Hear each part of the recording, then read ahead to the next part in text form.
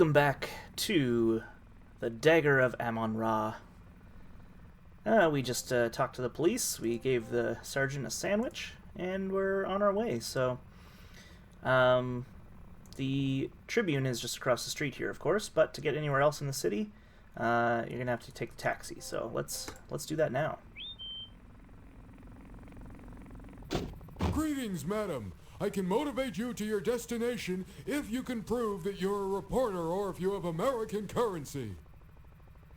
I definitely don't have any money, because it was all stolen, but we have a press pass to prove that we're a reporter, which apparently means you get free taxi fare in New York in the 20s. To what location would you like to be motivated, madam? And let's see. So these are the places we can go to. If you say New York, I think he says something snarky. So we've been there. Why don't we just go down the line and go to Low Fat's Laundry? I had Al Jolson in this taxi last week. He's starting work on a movie, The Jazz Singer, where you can actually hear people talking. I don't know. I don't think it'll ever replace radio. Thanks for traveling with us, madam. Have a pleasant day. Well, that's a quick taxi ride. So this is Low Fat's Laundry. Appears to be in the Chinatown portion. And there's some kids over here. This youngster looks like a real roughneck. He appears slightly older than the other two boys, his brown hair wild and unruly, and a look of studied indifference on his face. The indifference is heightened by the nonchalant way he's burning ants with a magnifying glass. Well, that's mean. This little boy is trying to set fire to ants. He's shabbily dressed and poorly groomed. He's peering intently at the panicking ants on the sidewalk. You see a rotund, unhappy-looking boy. The other boys, who are industriously setting fire to ants with a magnifying glass, seem to be tolerating his presence, but largely ignore him. Well, that's mean. Why are they mean to the rotund boy? So what's your name, little boy? Biff. My, what a nice name. Okay. What's your name, little boy? None of your beeswax. You're quite the impertinent little boy, aren't you? Yeah, well, my folks told me not to talk to strangers. That's fair. His name's Paul Untermeyer. Yeah, but we call him Stinky because his initials are P.U. Hahaha. Boys will be boys, am I right? It's a nice day, isn't it? I don't know. Well, there's not a cloud in the sky and the sun is shining. I guess. Makes the ants light quicker, that's for sure. Alright, so they're all little miscreants. Wonder if we can ask them about anything. Let's ask them about the laundry. Sorry, never been there. It's right there. It's right there, kid. Alright. Point is, these guys have a magnifying glass and we want it. You know what little boys like? This Baseballs. nifty baseball wouldn't be of any use to you, would it? I don't know, let's see it. Not bad. I'm not sure about this Bob Roos signature, but it's not a bad imitation. Stitching integrity is about 89%. Want to trade? That's just what I was thinking. I could use that magnifying glass you boys are using. Hey, Scram, we're using this glass. Have we got a deal? Okay, why not? Here you go. Hey, what a jip. Now how are we gonna moidalize these ants? Moidalize. Ease up, Stinky. We're almost out of ants anyway. Then we'll go to Old Man Meadow's place and bust up his windows. Uh-oh. Yeah! Thanks, lady. Pleasure doing business, witches. Thank you, young man. You pick it up and place it in your purse. Well, that's too bad that we've seemingly harmed this old man. They're gonna moidalize his windows. But magnifying glasses are great for detectives. And that's what we want to be, you see. A magnifying glass, slightly scratched but still in good condition. Yeah. And this is Low Fat. Let's talk to him. Excuse me. Yes, please. I was just wondering, do you work here? Yes? Ticket, please. Pardon? Ticket, please. You here to pick up, yes? Oh, no, I'm sorry. I was just looking around. Okay, look all you want. Looking is free. Laundry not so. Alright, so a bit of a uncomfortable stereotype there, but, you know, it was the 90s. Well, the 20s in world, but this game came out in the 90s, I believe. Anyway, we want to ask him about the museum, I believe, because I think he knows some people there. Ever been to the Dagger Museum? Of course. Low fat, big contributor to museum. $2 every year. Some customer also work at museum. Wolf Heimlich, security guard. Very important. Anybody else from the museum ever come here? Yes, let me think. Woman doctor, Greek name. Olympia something.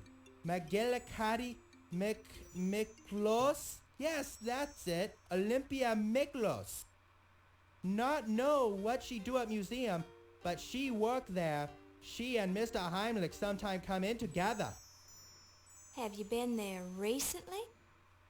Not been there in, must be almost a year. Whoa, time to send in another $2.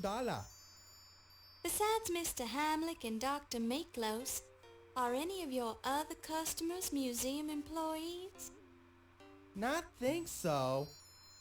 Oh, wait, how could I forget? Yvette Delacroix, very lovely lady. She work at museum. There you go. So, just by asking about the museum, we actually have some new entries. 3 new entries about people who work at the museum. So, there you go. That's all we need from him for now. So let's head out. And I can't remember what's on the other side of this street, but let's take a look. There are no cars coming from this direction. There are no cars coming from this direction. Phew. Safe to cross. Ah, the flower shop. Perfect. That's where we want to go. Now, if you recall from the last video, we were told that the speakeasy is actually disguised as a flower shop. So let's knock on this door. We're closed. No deliveries. So you can say, sorry, my mistake, let me in or I'll scream, or wait, I know the secret word, which we do thanks to our lieutenant friend. Secret word? And I can't remember if it's, no, I think it's in the Charleston. The password is Charleston. Well, why didn't you say so? Come on in. Thanks, bouncer guy. I want to marry an archaeologist and keep his artifacts warm. So this is the speakeasy. Oh, I can't even save it. This song. I want to marry an archaeologist. This guy just rocking out on the piano.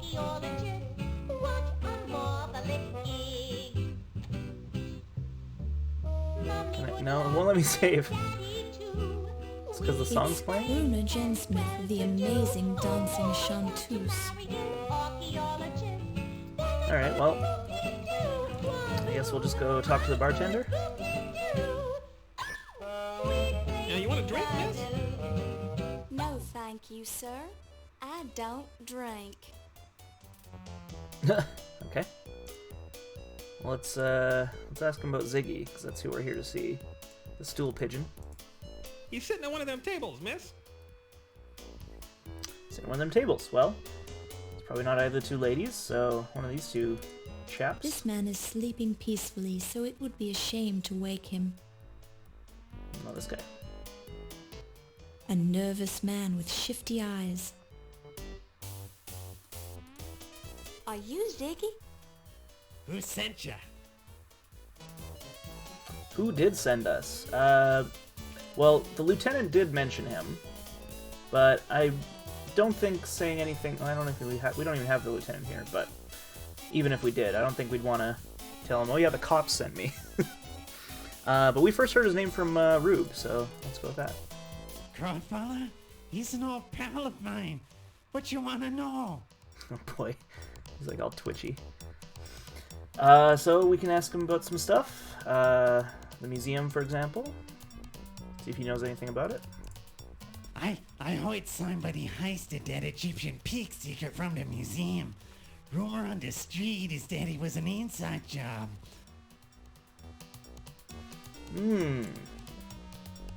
So theoretically, the theft was an inside job. Egyptology. I think you know something about that. Do you know anything about Egyptology? The only Egyptian I know is an accountant named Ramses Najir, something like that. He bugs me sometimes by asking me riddles. I can never figure him out. What kind of riddles? Well, today Ramses came in and asked me a two-part riddle. What's the room you leave without entering? And what's the room you enter without leaving?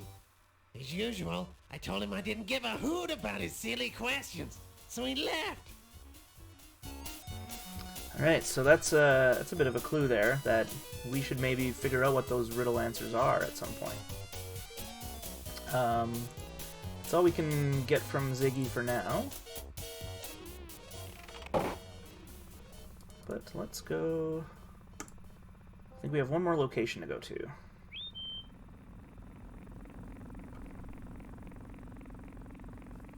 Greetings, madam. I can motivate you to your destination if you can prove that you're a reporter or if you have American currency. You just saw me, sir. To what location would you like to be motivated, madam? So we've been everywhere. Well, we haven't been to the museum yet, but that's a bit later. But we can go to the docks. Have you read that new book by Carl Sandburg? It's Abraham Lincoln, The Prairie Years. Actually, it's the first 2 volumes of a 6-volume biography, and I find it quite stimulating reading. Nope. I skipped his... Hi. I was trying to look at his sign. Hi. Oh, hello. Good morning, miss. I'm Steve Dorian. I'm Laura Bow. Well, hello there. We should save it. And for those that watched the last video, yes, I checked, and I know you can see me save these, so now I don't feel weird about it. Steve Dorian, the Stevedore. Get it? So we can ask him some stuff. I love how he just like walked up and just like, hi. Like, a little creepy, really. He's kind of a handsome guy, so. Let's ask him. We saw him, the audience, we saw him at the beginning talking to Carrington. He was the one carrying that big, heavy crate. So let's see if he knows anything about him. Mr. Carrington came in on the Andrea Doria. I remember because he had the heaviest steamer trunk I've ever lifted. And it smelled funny, too. Gave me a big tip. Then that rich lady picked him up in a taxi. He called her the Countess Waldorf Carlton. A rich lady, you say? I wonder if that gave us her... Oops. Gave us her name. Oh, yes. Let's ask him about the Countess. She's the rich lady that picked up Mr. Carrington. Okay, so he doesn't know anything else about her. What about Carter? Because he was also on the boat that we saw. Boy, do I remember that guy. He supervised the unloading of the Egyptian crates from the ship. It was a bunch of stuff for the museum, and he was real protective about it. Okay. Starting to get a picture of some of these people. Who else would he know about? Maybe Ziggy. Ramses we also saw at the beginning. I don't know anything about that. Sorry. That's okay. He's got quite the voice. Well, let's ask him about the museum. That's where Mr. Carter's Egyptian crates were going. Nice place. Ever been there? Actually, I'm attending a fundraising party there tonight. Sounds like a formal party. What will it cost to get in? I don't know. I'm covering it for the newspaper, so I get in free. I thought the museum was closed today. It is, but the party isn't till 7 o'clock tonight. Sounds like fun. Enjoy yourself. Now, if you'll excuse me, I have to get back to work. Oh. Okay, bye, Steve. It's nice to talk to you. What an odd man. My goodness, has this taxi ever been cleaned? I cleaned it up 2 years ago. You got a problem with that? So I think we want to say we love it because there's actually something in the filth we need. Yeah, So. I'll take you for a ride if you got the dough or if you can prove you as a reporter. I will. Just give me one moment while I move some of your trash around. What do we got here? You pick it up and place it in your purse. What was it? An old laundry claim ticket from Low Fat's Chinese Laundry. Oh ho ho! Alright, so we can go essentially steal someone's laundry. Oh yeah, I wanted to look at I forgot to look at the other guys. I think Rocco was his name. You can make out part of the text through the food stains. Taxi operator's license, New York Taxi Control Authority. The driver's name is Bob. Bob. Doesn't really matter. I always remember when I was a kid playing this, and I know I'm broken record when I keep referencing when I'm a kid, but Okay, Toots, where can I take you? I don't like this guy. It took a long time for me to solve a lot of these things and just figure out what to do, and so you have to do a certain amount of things before this guy will pick you up. Otherwise, it'll always be Rocco. So I just remember when I first got in the taxi and it was messy like that, and it was very interesting because I was like, whoa, what did I do different? But it was just one of those things where you have to trigger certain events, and that'll happen later at the museum as well. But let's go see what that laundry ticket gives us. This guy's less talkative, I think. Yeah, we like Rocco better. Bob's kind of a jerk. Those kids are gone. Alright. Let's see what this ticket gives us. This claim ticket 2 years old today. Oh, wow. You very lucky woman. Almost give this clothes away. It's kind of crazy you It'll kept it be for... ready Tuesday. Just kidding. Ancient Chinese joke. I don't know if that's Actually, true. this isn't mine at all. I found this claim ticket Oh, just Laura. a little while ago. You're so honest. I'd feel badly if somebody would have come back for this. You worry for nothing. Nobody come in for 2-year-old laundry. Lady He's got a who point. owned this dress probably dead by now. You're a strange man, Mr. Fat, but I kinda like you. You like everyone, Laura. You're just a kind Southern belle. Ooh, we got a nice dress. A size 7 evening gown in the latest style, even though it sat unclaimed in Low Fat's Chinese Laundry for 2 years. Some fashions never go out of style. Yeah, that's lucky. So if you recall, the description of the gala at the museum was that it's formal wear, or rather, I believe... Oh man, I can't remember. It's only been a day. Either Augustini or Crodfaller said something about how reporters should look... Yeah, I'll take you for a ride if you got the dough or if you can prove you as a reporter. Alright, relax. Okay, Toots, where can I take you? Anyway, we need to... If we try to go to the museum before we get a nice dress, they'll turn us away, basically, so... But if you remember, the Tribune, which is kind of a home base in a way, only has a gents bathroom. So where are we going to change our clothes? We got to go to the speakeasy. Change in there.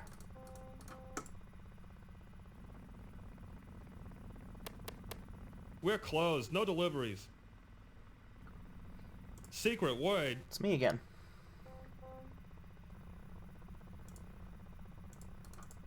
The password is Charleston. Charleston. Well, why didn't you say so? Come on in. We're closed. No deliveries. Still singing the same song. But this is either a unisex bathroom or... Oh, hello. Looking for a good time? I like these are the two options. It's your loss, Toots. I'll be right here if you change your mind. The flapper is watching you. Yes, she is. So yeah, it's a weird flapper girl.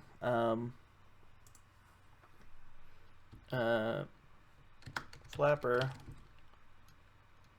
is getting fresh. But anyway, we just want to ignore her and change into our dress. And she'll watch us. You look so cute in that outfit. It makes me want to scream. Nice body. But where did you get those clothes?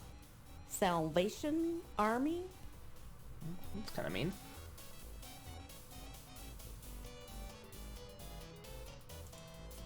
There, now I'm looking ready for a gala.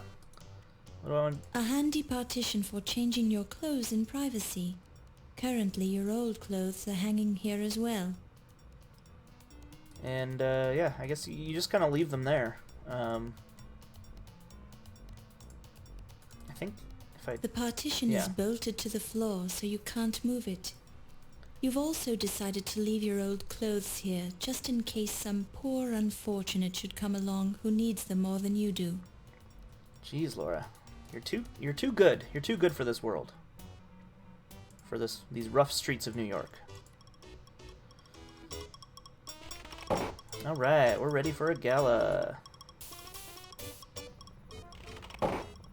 Yeah, and she'll just automatically, because they don't want to let you wander New York in this dress.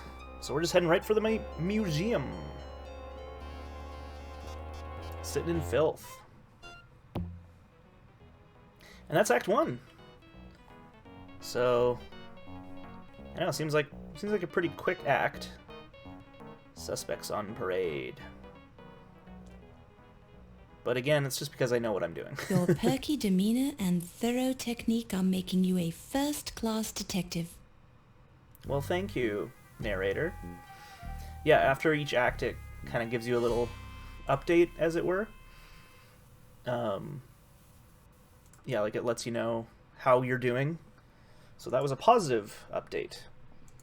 I think, like, especially in the later acts, when there's a lot of, like, investigating to do, if you don't solve a lot of or, like, hear a lot of the conversations or things like that, then it'll be like, oh, you need to step it up there, Laura. Night on the town. That's what we're doing. Let's go into the museum. Hello, sir.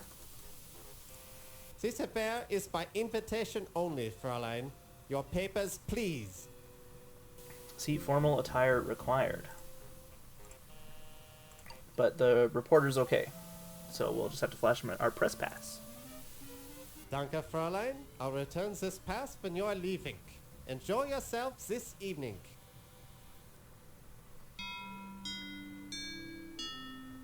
There we go. It's 7 o'clock when the gala is supposed to start.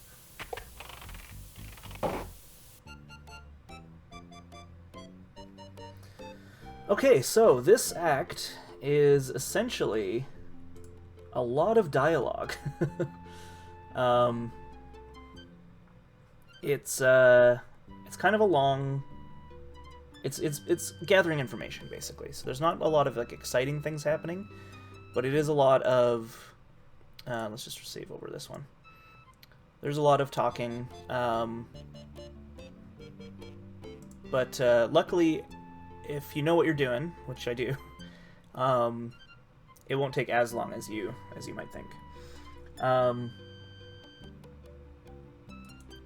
So what we want to do first is I think we want to grab a glass. You pick it up and place it in your purse. So we get a glass. That will come in A handy. crystal water receptacle. Crystal water receptacle. That's what I want to call glasses from now on. Yeah, this comes in handy a lot throughout the game, so that's an important thing to grab. We can go, so you might recognize this guy. That's Ziggy. We just left him at the speakeasy. Heard any good rumors lately? Maybe, or maybe not. What's it worth to you? Well, I don't have any money right now. Then I ain't got no rumors for you, Toots. So, first thing we want to do is chat with some of these people. But then it's going to be mostly a eavesdropping game. So let's ask Ziggy some stuff. We're gonna not worry about like our dad or Sam or Crodfaller. Really, we want to talk about the people at the museum. Can't help yous with that, Toots. Okay, so he doesn't know that. I think he's standing right next to him, but... The new museum press? Stodgy old guy, but a fine chap. Yeah, that's it, a fine chap. Good man. Okay, he thinks he's a fine chap. Detective. I'll tell ya, most of the cops around this town stink. But O'Reilly's different. He's okay. He really knows how to treat a mouthpiece, you know? I made some good jack working for him. What is that voice that he's aping? Is it, James Cagney? I think it's James Cagney. You ask yourself if you can handle the task set before you, then demonstrate your characteristic pluck by resolving to do your best. Okay, yeah, you're giving yourself a pep talk. I'm trying to talk to Ziggy. There's a couple other people, like... That lady's scary. I've been avoiding her. Okay, he doesn't like her. That's one thing about this game. I like the kind of notepad mechanic, but I kind of wish, you know, in a lot of adventure games where you can just keep asking about different things in the same dialogue tree, but this one I have to keep opening it up again. Nice working, girl. I knew her when. Now she's a big hotshot museum, what do you call it? Back then, she was a streetwalker, if you catch my drift. Alright. Just a couple more I want to ask him about. I don't think I've heard of him. Okay, well, he's the security guard, but anyway. I'm also not sure if he's lying about some of these, because he is, you know, a little stodgy little guy. Quiet guy most of the time. Accountant, I think. Boy, I'll tell you, those Egyptians know some crummy jokes. Okay, well, earlier you told me he always asks you about riddles, so... Countess. What makes you think I knows anything about a dame like her? She wouldn't even have anything to do with me. I don't know anything about her. Why ask me? Oh, you seemed That's a little... odd. She seems to know you. What? She did. What did she say? It ain't true. Listen, that old cow couldn't keep a secret if her life depended on it. I ain't taking the rap for her anyways. Now leave me alone before I calls the cops. Or somebody. Okay, so he seems to be really nervous about Countess, who we haven't even met yet. So I don't know if Laura was just being a cheeky reporter there, or if, let's ask this guy about Pippin Carter. That's me, you silly Oh, girl. whoops. If you want to arrange an in-depth interview, we'll have to schedule it later in the week. Fair enough. So that's Pippin. What does he know about Carrington? Dr. Carrington is a fine chap. He used to be in charge of the British Museum, you know. I ran into him several years ago when I visited the British Museum to consult with Dr. Butch. Seems odd that Dr. Carrington doesn't remember me, but I almost didn't recognize him either. He's getting old after all. Looks different. Memory's probably shot as well. Yeah, that's fair. That happens when you're older. That's about the detective. Ah, yes. Can't say I'm too impressed with Detective O'Reilly. Couldn't find a single bloody clue about the Dagger burglary. And he has the nasty habit of chewing on grapes constantly. Probably to cover up the smell of the alcohol he drinks. Wow, alright. He's got some choice words about the detective. Ziggy. Rather an unfortunate name, I think. Okay. He's standing right there.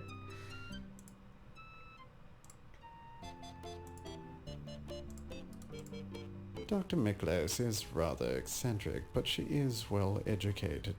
Received her training at one of the better universities in Athens, Greece. She's considered quite knowledgeable in the area of hieroglyphics, but her speciality is paleontology. She's fond of old bones. Fond of old bones. Aren't we all?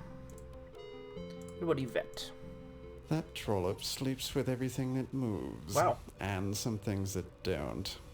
It's only by sheer strength of will that I've resisted her advances so far. Okay. She's also standing right next to you, but clearly the game doesn't have